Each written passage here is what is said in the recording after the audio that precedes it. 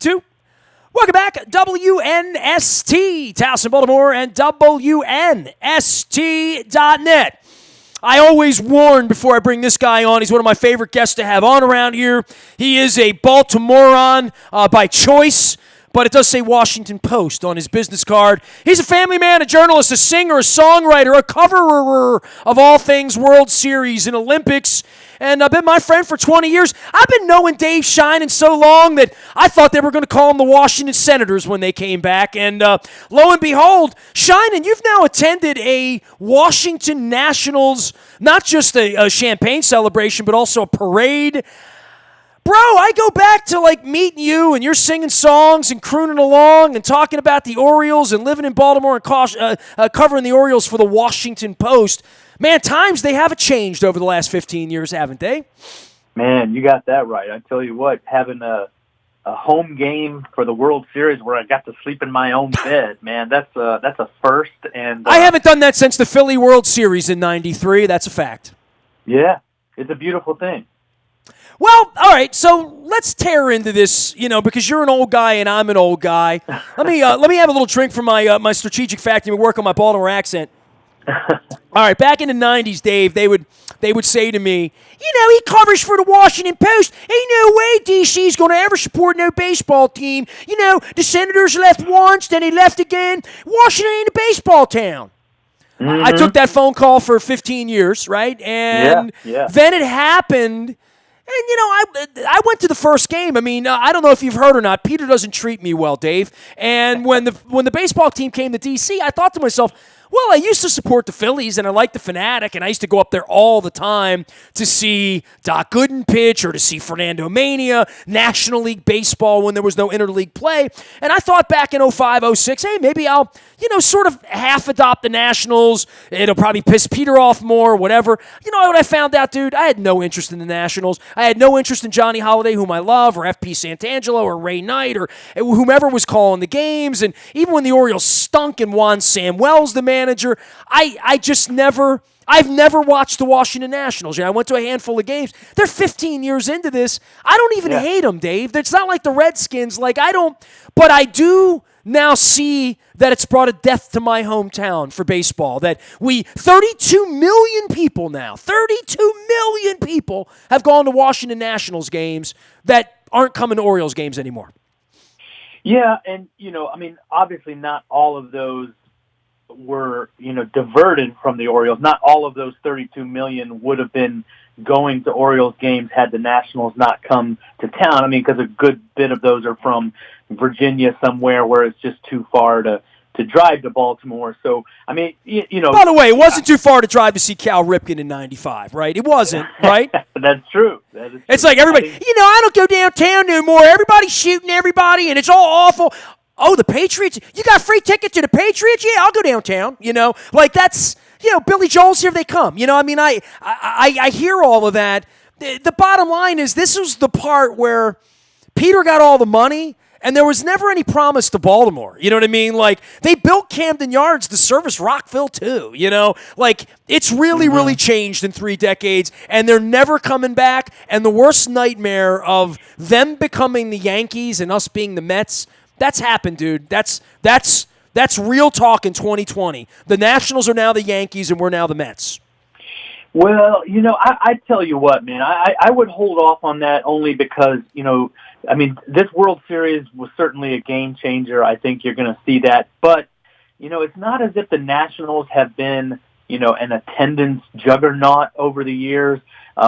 They have almost never outdrawn their payroll. In other words, like they've always been like 10th, 8th to 12th in payroll and somewhere like 10th to 15th in attendance.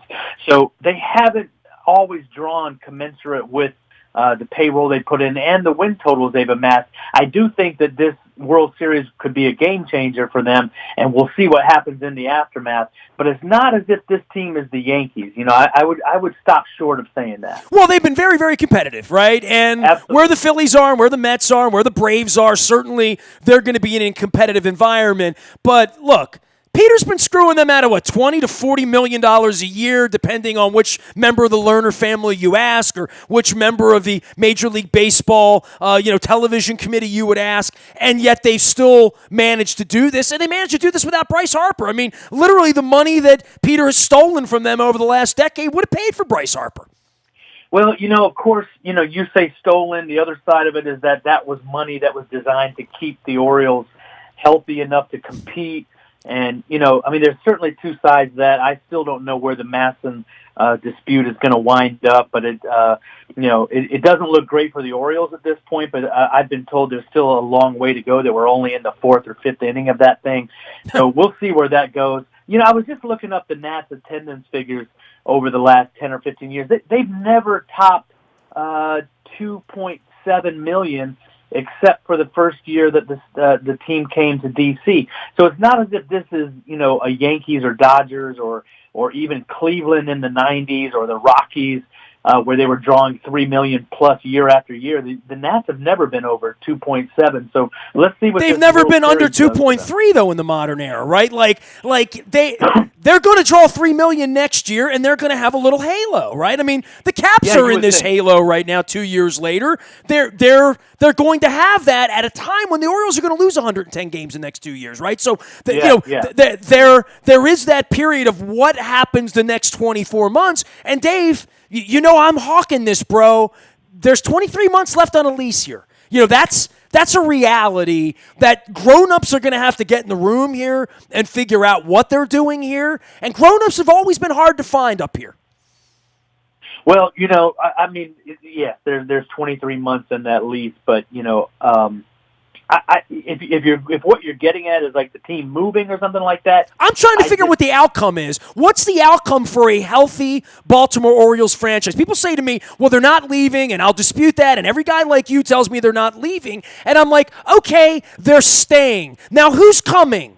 Where are the businesses that are going to support this? They're certainly not coming from Washington, D.C., which was the business plan 20 years ago. The business plan 20 years ago was that they would get the Jiffy Lube dealership from both markets. They would get McDonald's from both markets. They would get airlines from both markets. It's now a very, very fractured thing where one is San Francisco and one is Oakland, and perceived as such by fans, by the marketplace, by buyers, and then certainly the big bad wolf of the Yankees and the Red Sox being in the division always sort of tourniquets what the Orioles have been willing to do in the Angelos era. I'm with you. There could be a new owner in here 5 minutes from now for all we know, but a lot is going to have to change here over the next 5 years to get the Baltimore Orioles healthy as a business, as a going concern where people in our community go, businesses here feel good about supporting it. That's what worries me the most, more than anything else, because the D.C. thing's over with. The concept of them supporting Baltimore, I know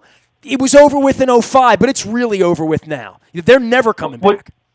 But look, man, you write this off as if it's a lost cause. You bring up Oakland, okay? If a worst-case scenario is the Orioles or Oakland, man, you would take 97 wins back-to-back years, okay? I realize that it's not ideal because the A's lose their players year after year. If you want to make the Orioles into the Mets, I would take a World Series appearance, 4 years ago.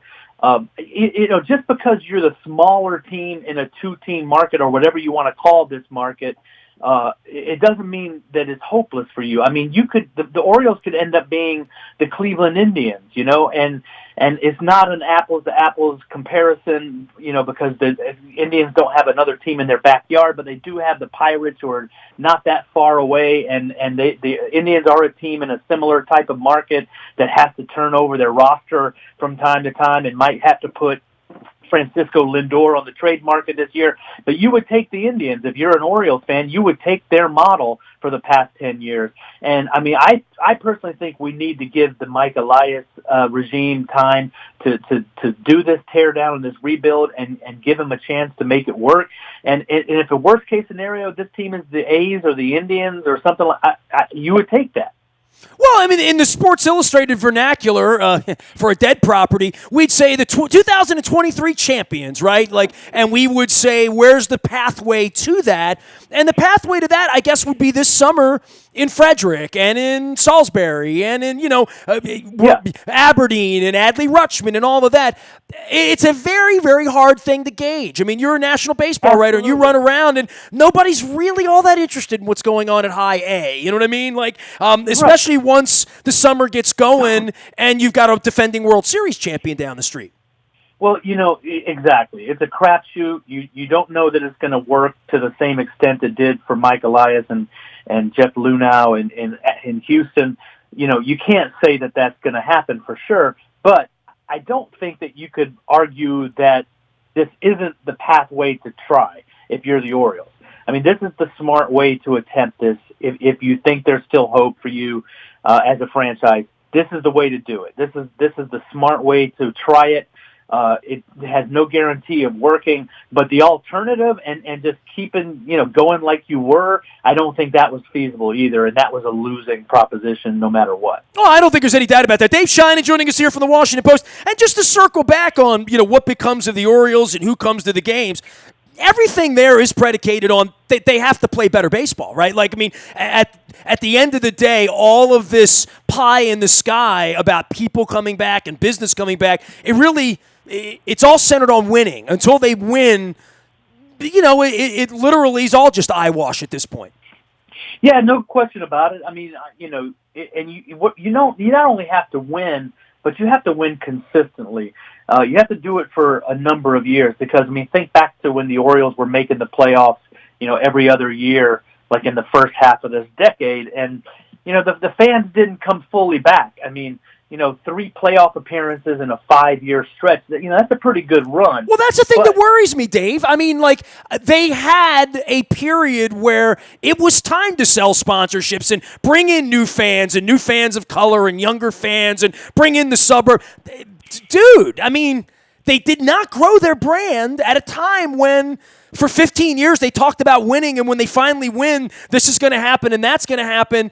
And it didn't happen in that way. You know what I mean? That's what really worries me the most is that they really did win, and the residual of that is they're the Expos again, very, very quickly. And and while they're the Expos, the Nationals are pretending to be the Yankees for a year, right? And maybe this will be a couple of years of that.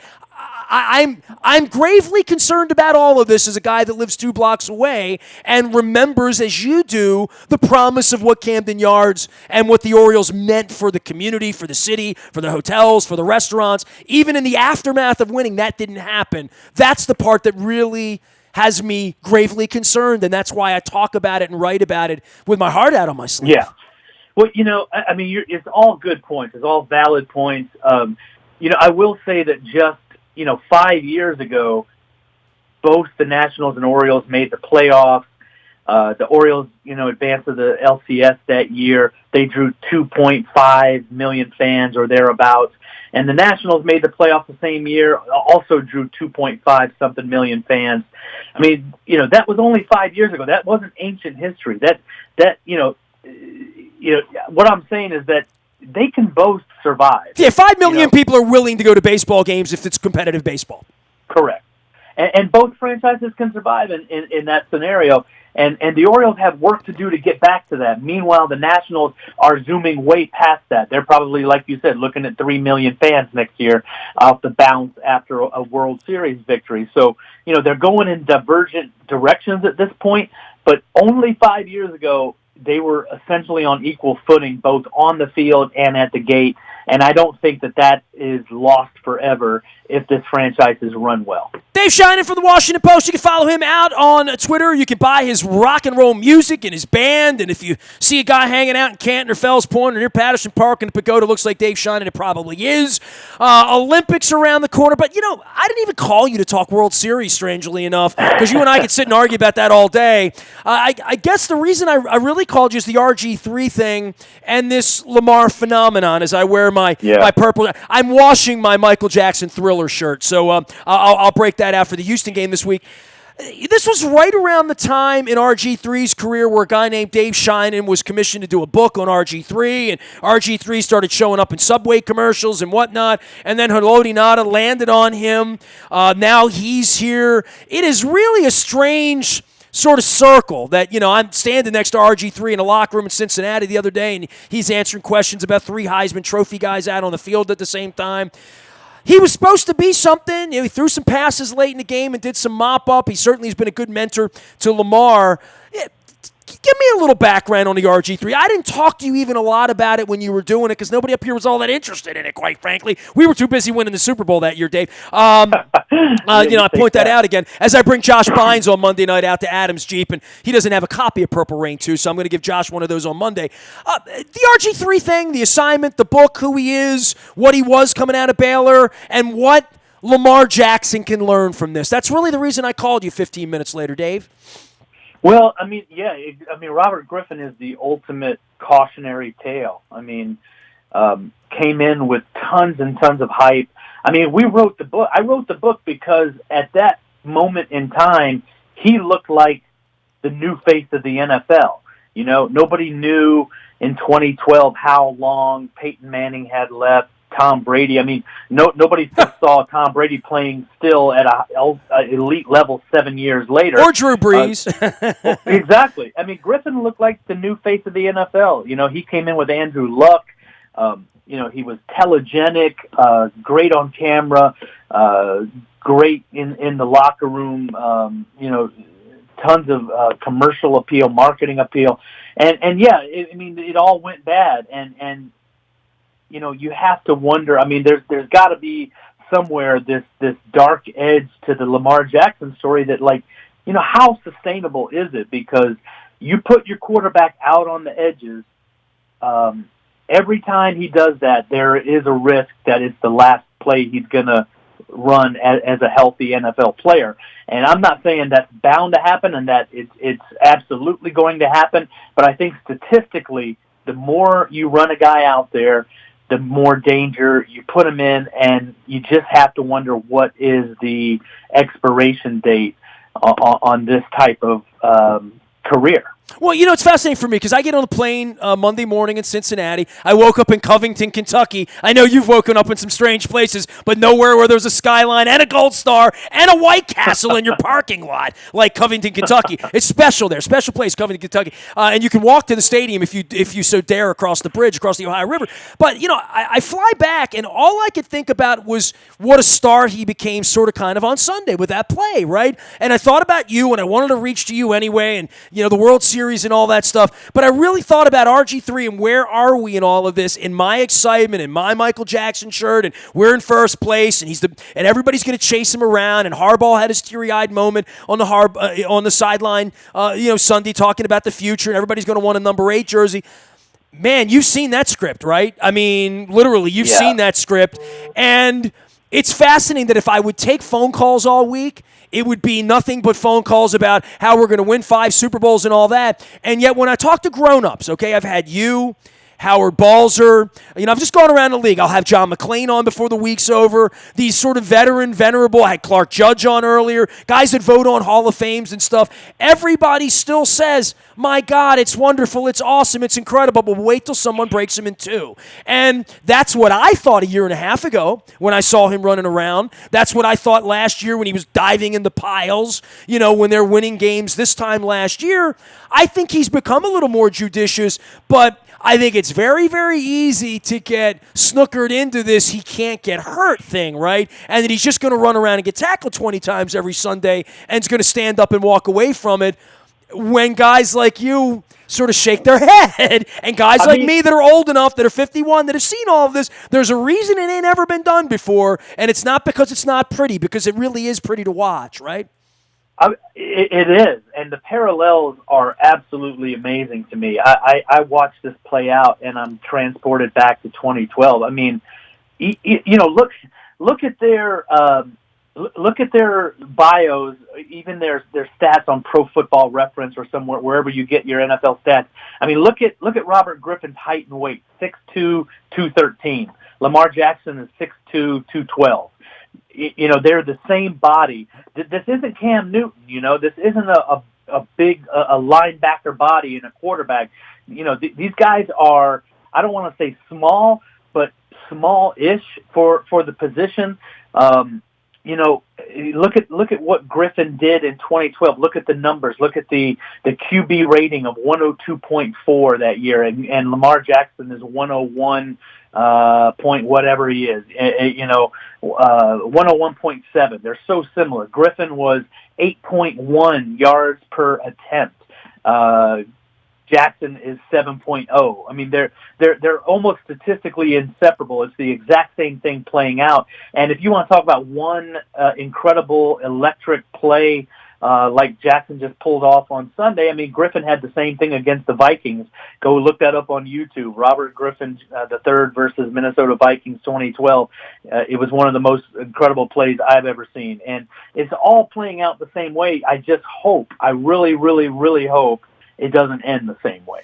Have you seen RG3 lately? You been out to Owings Mills, said hello? I mean, was it a friendly sort of, I mean, was it in conjunction? I mean, The Promise, RG3, the book, no offense, but 7 years later, I don't know how it's selling or who's reading it or whatever, because it just, you put a lot of effort into a book on a guy that you thought might be going to the Hall of Pretty Good. He's gone to the Hall of, running the wing here in Baltimore, and to the Hall of Mentorship, quite frankly, and let's be honest, bro. If this prediction of Lamar Jackson, something bad happening, RG3 would be the guy sort of commandeering this thing 5, 6, 8 weeks from now, whenever it would be. RG3's very healthy, very about it, very in the locker room, and just seems like a really a nice fellow. You know what I mean? Like I and all of the hype aside and the Redskin helmet on him 7 or 8 years ago, now that he's here and threw the ball around a little bit on Sunday, he's still a huge part of this story. I mean, he is behind the scenes in those quarterback meeting rooms and with Urban. There's a lot of credit being given to Lamar for footwork and this and that, whatever. But, boy, he's got the right guy there. And I'd love to hear your thoughts on how that thing's working out and if you've talked to RG3. I don't talk to him. The book was not a cooperative effort. It was not. I did not have his permission or even his cooperation, really. His agents, I think, essentially convinced him not to cooperate with it. The Redskins certainly did nothing to help me. Did he hate it, or did you know? No idea. I believe that, he and his family did not have any major objections to it. They didn't, in other words, accuse anything of being wrong in there. They just were not prepared to cooperate with a book that was that insider, and that got that deep into his life.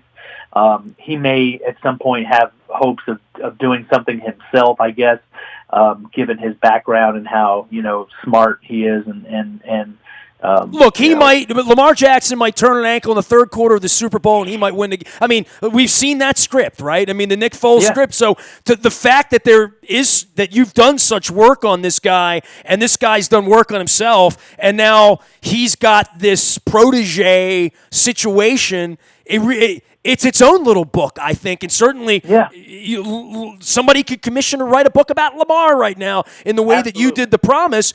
It is a fascinating story anytime. I think it's a fascinating story from the Ravens' perspective and Eric DeCosta and John Harbaugh to sort of go all in on this kid and then build a whole team around him and then have Greg Roman come in here. I mean, it looked like he was taking the purple car out for a summer drive on Sunday, I tell you what, if I'm Jeff Zrebiec or a beat writer on the Ravens, and I should probably text Jeff and say this to him, but I mean, I'd be trying to sell a book on Lamar Jackson right now. I mean, he is that electric, and I mean, he blew up. This weekend was the weekend he blew up, I think, and I'd be trying to sell a book on him, and Griffin would be a heck of a voice in that book because of his experience and where he's been in his career. I do think that Griffin is a perfect backup here. He's great as a mentor. He always had the respect of his teammates at Baylor, and in Washington, it was complicated by the fact that he had 3 or 4 major nationwide commercial campaigns going before he showed up in the Redskins locker room. And that's a tough way to break into a locker room when you come in with so much hype and so much, to be honest, so much money from all those endorsements. and you walk into a veteran locker room with Trent Williams and guys like that in Washington, it made it tough for him to thrive as a leader in Washington. But he still had the respect of his offensive teammates, and until things went really bad there, I think, it was a very amicable situation for him. Dave Sheinin from the Washington Post, who covers baseball, who once covered football and once covered baseball, called the Orioles before that, and covered the World Series and covers Olympics, and wrote a book on RG3 called The Promise. You can check all that out. You can follow Dave and his band and music, a true artist. Man, you got one up by Caldera, right? I mean, that was, Pete's been on the show a million times, but Pete doing Colbert and singing Sinatra songs about Trump, that was sort of delicious. I mean, how'd you miss out on that? I don't know, man. I mean, the cynic in me is going to say Caldera just sold out. Man. He lost his indie cred, whereas I'm out here hustling and I've still got my indie cred, which means basically I've got no following and you're selling wax tracks out of the trunk of your car, Sean. Yeah, exactly. But no, it's great for him, man. That was a really cool thing.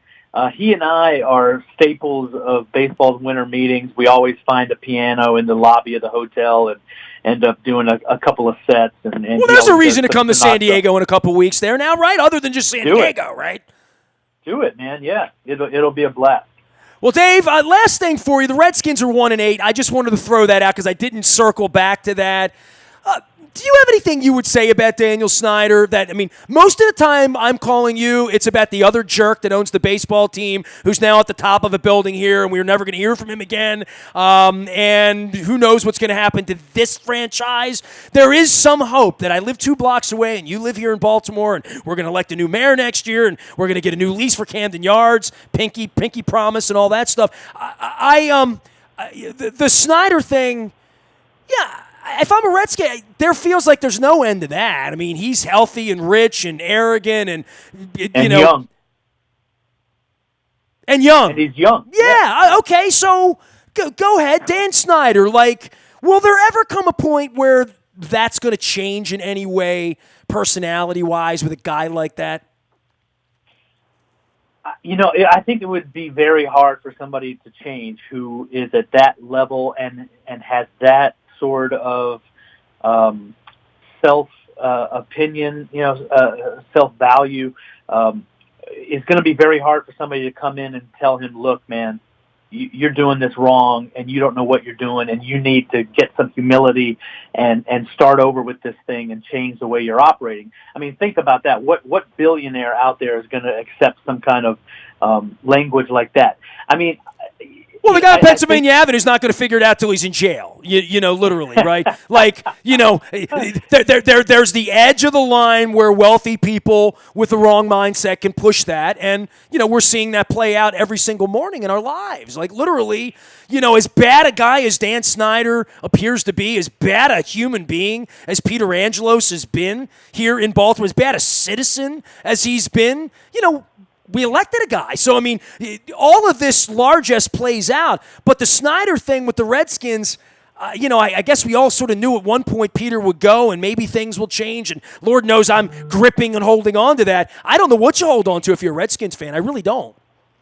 Well, I see this stuff about Jeff Bezos now, who is my ultimate boss at the Washington Post, since he owns the paper now. I see this about him interested in buying an NFL franchise, and I suppose that it makes some sense for Washington, given his new roots in Washington with a house now and owning the Washington Post. I think that there's got to be a number that that Daniel Snyder would say yes to. I don't know what that number would be. Everybody has a price. I don't know that Jeff Bezos could ever get to that number. I don't know that he would want to or be willing to. But I don't think Snyder would do it without winning, right? It would be an admission of failure at any price. It would. Literally, very right? Very much so. But other than that, I just don't know where. If you talk to Redskins fans like I do, friends and people, colleagues, people I know, they're despondent. They're just abject despair over this franchise because what they see is what you're describing, which is this sense of hopelessness. They keep changing the deck furniture. on this Titanic. They changed the head coach. They changed the GM. They changed the quarterback. They do everything except the ownership team president level. And until they make changes there or change the direction, change the dynamic, nothing is going to change. And that's where Redskins fans lose hope, when there's just no reason for optimism at all. So when I melt the ice cream on your desk, it's going to be Rocky Road, because that was not a vanilla take, Dave Sheinin, I'll tell you that. Dave Sheinin joining us here from the Washington Post. A little Mike Nolan humor there for you, a little Dan Snyder. As we're in first place and the Redskins are in last place, but it's not all hopeless for D.C. They still have the Caps and they have a World Series title. Dave, always a pleasure. You on the Olympic trail? You doing anything or just straight baseball these days? No, I'll be on the Olympics next year, Tokyo, and not sure what sports yet, but yeah, I'm on the Olympics team. We're going to have, I believe, 12 reporters there for the Washington Post, so we're going to be flooding the zone. WNST is going to have one reporter in Tokyo in 4 weeks. I'm skipping the Buffalo trip the first week of December, and the only thing that would be bigger than Lamar Jackson in my life right now, literally, would be Bono. So I'm going to see you two in Tokyo and Seoul, and living out the Joshua Tree dream, because I got a cheap flight, and I thought, who the hell needs Buffalo in December? You know, so that's my excuse. So yeah, I'll bring back the rock and roll. How's the album doing? You writing any songs? What's going on there? I'm writing all the time. I wouldn't say the album is doing great, but it still gets, I don't know, 40 listeners a week or so on Spotify. It's available on Bandcamp.com. It's available on iTunes, Amazon, anywhere you listen to music. I check my numbers, and it's doing okay. I still have I'm big in Spain for some reason. I don't know why that is. I'm gonna get you a shirt that says that. I'm big in Spain. Please do. But yeah, it's still, people still dig it. I'm hoping to cut some more songs maybe this winter and maybe put together a new record, but there's a long way to go on that. I saw Springsteen in Zaragoza, Spain on a beautiful summer night, 1999, and it rained, half the show, and there's nothing quite like hearing 80,000 Spaniards sing Born to Run with a Spanish accent. You know what I mean?